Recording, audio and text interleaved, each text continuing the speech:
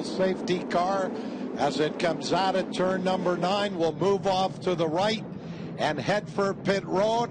Let's go to Adam Ross for the start of the WeatherTech 200.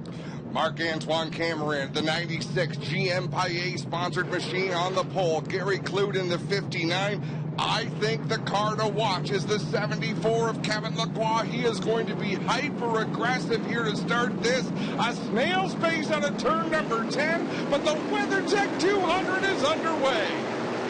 They'll go side by side under the Michelin bridge into turn number 1, and it will be Cameron who will grab the lead. Gary Clute will shuffle into second, and it is 74 Kevin Lacroix running in third. So as they started here on the grid, single file pretty much, but they'll double up through the bottom of turn number 2. Cameron will be the leader through the right-hander in turn 3, followed by 59 Clute in second, 74 Kevin Lacroix in third in the Napa-sponsored entry. The way they'll attack this turn number 5, they'll want to get into 5 cleanly and get onto that long Mario Andretti straightaway. That is where the opportunity is, and you see a lot of smoking tires going down into turn 5. They have not come up to temperature just yet. Cameron got a great launch out of 5B and C. Indeed, by about a few car lengths, Marc-Antoine Cameron, the pole sitter, just barely beat Gary Clute for the pole position by a mere 1/100th of a second. We've got positions being swapped a little bit further back in the field, but in through the S's, it'll be Kent. Brandon Watson, who had pitted, just came by our position in turn number 10. Oh, no. JP Bergeron, that'll be a penalty, exiting the pits with equipment in the car, that gas can. They need to tell him to start shaking the car back and forth. This is probably going to bring out a yellow because there is, I can't imagine that fuel can will make it all the way around. There we go. It is now a projectile. Nice work by the camera operator to chase that down, and I would just think for safety reasons only, a half can of fuel would probably be a reason to go full course yellow, but I see the corner workers have not made that call just yet. One of the Paillet cars took advantage of this 27 all the way back to Kevin Lacroix in that 74. It's kind of one big, they're strung out a little bit. Whoa, contact! Hard crash! Or was that? There was a big clump of dirt. Yeah, Larry Jackson, 84, hits the wall on the inside of the racetrack. Big damage to the left side of that car. He's torn up one of the Castrol edge signs there on the pit wall. He's pointing in the opposite direction here as the field comes through turn number 10. And they're getting the waved blue flag here in turn number 10. I don't like that we don't go yellow with a car facing the wrong direction on the straightaway.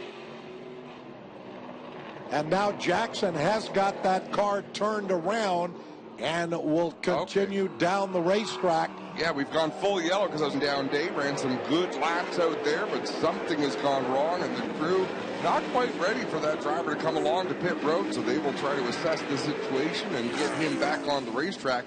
Oh, trouble for Matthew Scannell. Scannell has spun the car on the short chute between turns 3 and 4.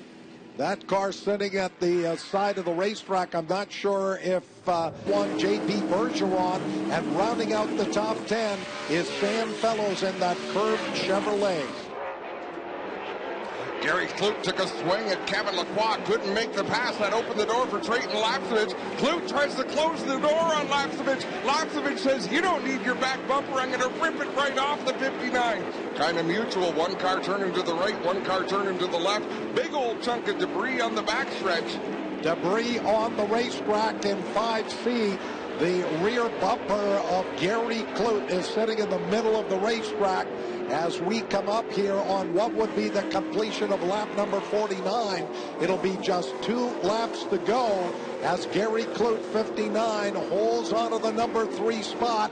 Trayton Lapsevich right there. There was definitely solid contact between the 20 of Lapsevich and 59, Gary Clute. Lapsevich right up over the curbing. Here comes LP Dumoulin in car number 47 in 5th. He's trying to get around the 20.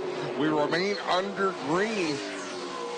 And I'm good with that. That's just a bumper cover. It's just a piece of fiberglass, so it really wouldn't do much damage. There's no fans in the area. It couldn't get kicked up into the crowd.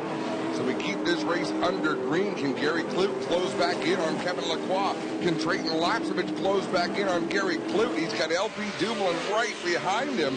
Out in front all by himself is the 96 of Marc-Antoine Cameron. Working lap number 50. The last lap flag should be out here the next time around. Trayton Lapsevich tried that move on the previous lap on Clute, stuffed him down on the inside going into 5A, and there was solid contact there as that just shredded off the rear bumper. Meanwhile, the 96 of Marc-Antoine Cameron, it was 1.1 seconds the last time across the start-finish stripe as he's about to bring that number 96 Chevrolet to the line to take the white last lap flag. LP Dumoulin has moved up to 4th. You know we'd love to get on the podium in the WeatherTech 200. White flag is in the air. It'll be one lap to go this time. Last time around, this 3.9-kilometer circuit at the stripe, Kevin Lacroix was quicker by 1/10 of a second, but he's just too far back. He's got a full second to make up. Can he will his way to the front and contend with Marc Cameron, the top 5, all within striking distance, but not quite close enough to make a move? He is making up ground, and he did there through turns 2 and 3. Marc-Antoine Cameron trying to hang on here for a half a lap. That'll take him to victory in the WeatherTech 200. Into Moss Corner now for the final time. Gary Clute, 59, right there in 3rd, followed by LP Dumoulin in car number 47. He still has a shot at that 3rd place spot as they go by the Clute bumper there in 5C and head up the back straightaway as Dumoulin right there tucked in on Gary Clute. The damage to the rear of that car can't help. Here's LP Dumoulin trying to drive in on the outside, going into turn number 8 to grab that 3rd place spot. They're side by side into turn number 10. LP Dumoulin turned back. Checkered flag out at the line. At the line, Marc-Antoine Cameron will win the WeatherTech 200. Kevin Lacroix finishes 2nd. 3rd going to go to Gary Clute. LP Dumoulin 4th. Trayton Lapsevich in 5th. And a couple of those cars were right up there onto the dirt. Andrew Ranger will finish in the 8th place spot. A good run up there for Sam Fellows in the Curb Chevrolet will finish in 9th. That is one of his best finishes of the season. And then the number 1 of JP